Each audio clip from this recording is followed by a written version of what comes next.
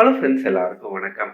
இந்த வீடியோவில் நம்ம சென்னை மெரினா பீச்சில் இருக்கிற ரேம்ப் பற்றியும், நம்ம பெசன்ட் நகர் பீச்சில் வரவிருக்கிற ரேம்ப் பற்றியும், 2019ஆம் ஆண்டு தாக்கல் செய்யப்பட்ட ஒரு பொதுநல வழக்கு பற்றியும், மெரினா பீச்சை தொடர்ந்து பெசன்ட் நகர் பீச்லேயும் கூடிய விரைவில் இதே மாதிரியான ஒரு ரேம்ப் வர்றதுக்கான சாத்தியக்கூறுகள் அதிகமாக இருக்கு அப்படின்றத பற்றி தான் நம்ம இந்த வீடியோவில் பார்க்க போகிறோம். நம்ம சென்னை நகரை பொறுத்தவரையில் one of the busiest beaches அப்படின்னா அது நிச்சயமாக மெரினா பீச் தான்.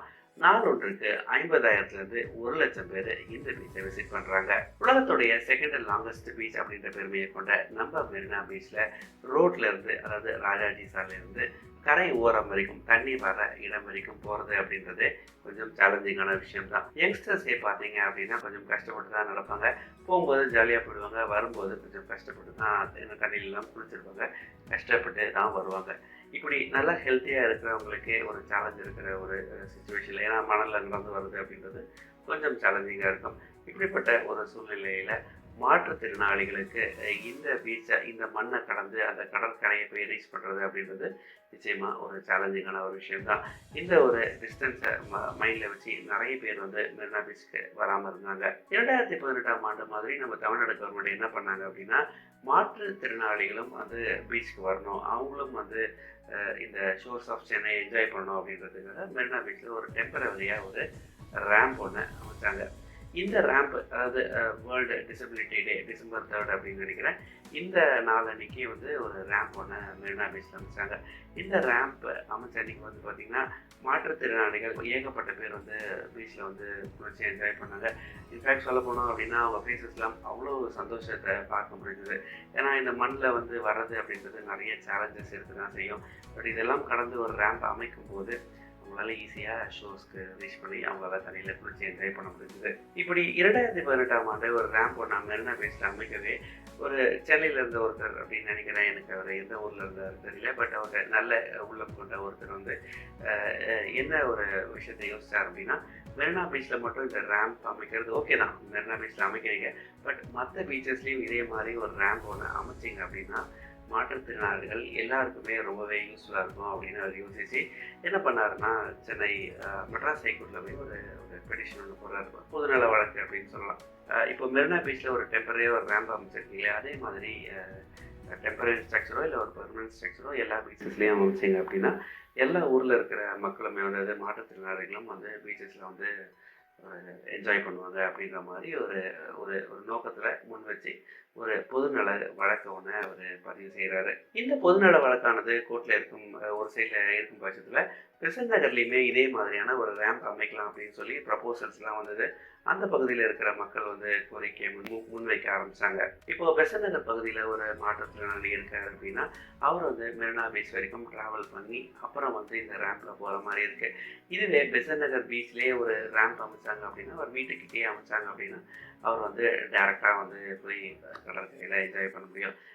இந்த மாதிரியான ஒரு கோரிக்கை அந்த பகுதி மக்கள்கிட்ட வரவே என்ன பண்ணாங்க அப்படின்னா, சரி இந்த இடத்துலையும் ஒரு ரேம்ப் ஒன்று அமைக்கும்னு சொல்லி லாஸ்ட் 2 இயர்ஸாக அப்ரூவல், ஏன்னா இந்த மாதிரி ரேம்ப்லாம் அமைக்கணும் அப்படின்னா நிறைய ரெகுலேட்டரி கோஸ்டல் பாடிஸ் கிட்டலாம் அப்ரூவல் போகணும், கார்பரேஷன் அப்ரூவல் வாங்கணும், பட்ஜெட், இது மாதிரி நிறைய விஷயங்கள்னால இப்போ அப்போ வருதுன்னு இருக்கு. ஆல்மோஸ்ட் மேபி இன்னும் ஒரு சில நாட்களில் வந்துடலாம், இன்னும் ஏப்ரல் மாதத்தில் வந்துடலாம், இந்த ஆண்டு அதாவது ஏப்ரல் மாதத்தில் வரலாம் அப்படின்னு எதிர்பார்க்குறாங்க. மேபி இன்னும் ஒரு 2-3 மந்த்ஸில் வரலாம் அப்படின்ற மாதிரி நிலையில தான் அந்த ஒரு ப்ராஜெக்ட் ஆனது இருக்கு. ஸோ இந்த ப்ராஜெக்ட் இப்போ வரும் அப்போ வரும் அப்படிங்கிற ஒரு சூழ்நிலையில் 2019ஆம் ஆண்டு தாக்கல் செய்யப்பட்ட அந்த பொதுநல ஒரு பெட்டிஷன் சொல்லலாம், வழக்கு அப்படின்னு சொல்லலாம். அதில் அவங்க என்ன சொல்லியிருக்காங்க அப்படின்னா, இந்த பெட்டிஷனை பார்த்த ஜட்ஜஸ் என்ன சொல்லியிருக்காங்க அப்படின்னா, நீங்கள் சொல்கிறது ரொம்பவே ஒரு நல்ல விஷயம்தான், இதே மாதிரி எல்லா ஊர்லேயும், சென்னை மட்டும் இல்லை எல்லா ஊர்லேயும் இதே மாதிரி ரேம்ப்ஸ் இருந்தது அப்படின்னா அந்தந்த ஊரில் இருக்கிற மாற்றுத்திறனாளிகள் நிச்சயமாக கடற்கரையில் என்ஜாய் பண்ணுவாங்க. நீங்கள் உங்கள் பெட்டிஷன் நியாயமான ஒரு பெட்டிஷன் தான் அப்படின்னு சொல்லி இப்போ ரீசெண்டாக நம்ம தமிழ்நாடு கவர்மெண்ட்டுக்கு ஒரு டைரக்ஷன்ஸ் கொடுத்துருக்காங்க. டைரக்ஷன்ஸ் அப்படின்றது எனக்கு புரிஞ்ச வரையில் சீக்கிரம் இதை நீங்கள் இம்ப்ளிமெண்ட் பண்ணுங்கள் அப்படின்ற மாதிரி சொல்லியிருக்காங்க. ஸோ இப்படி ஒரு இன்ஸ்ட்ரக்ஷன்ஸ் கவர்மெண்ட் கிட்ட இருந்து வந்திருக்கிற நிலையில் பெசன்ட் நகர் பீச் ரேம்பும் வந்து வேகம் எடுக்கும் அப்படின்னு நிச்சயமாக நம்ம எதிர்பார்க்கலாம்.